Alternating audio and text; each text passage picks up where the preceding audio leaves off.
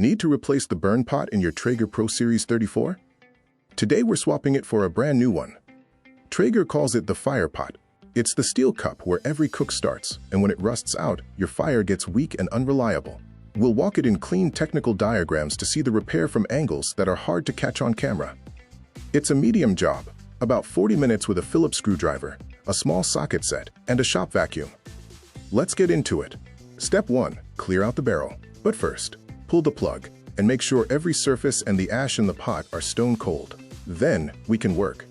Start at the top, lift out the grill grates, and set them aside.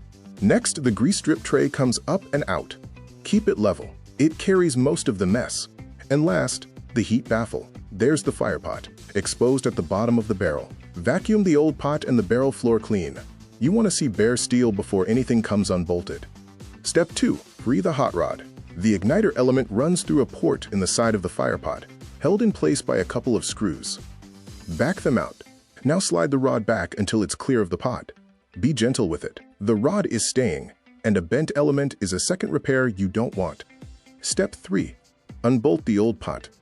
Find the bolts at the firepot flange, down where the pot meets the auger tube collar. Back them out and keep them. The new pot wants the same hardware. Now lift the old pot straight up and out, clear of the auger tube. If it fights you, check for a bolt you missed instead of prying. Step 4. Set the new pot.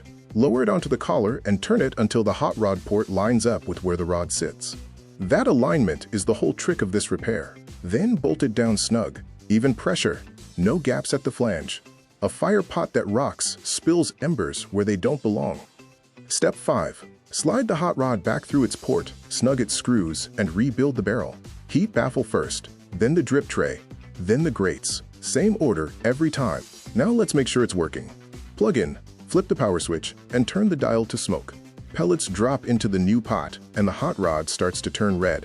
When flames come up out of the pot, run the shutdown cycle and let it cool. Check that the pot sits solid, with no rocking and no embers spill at the flange.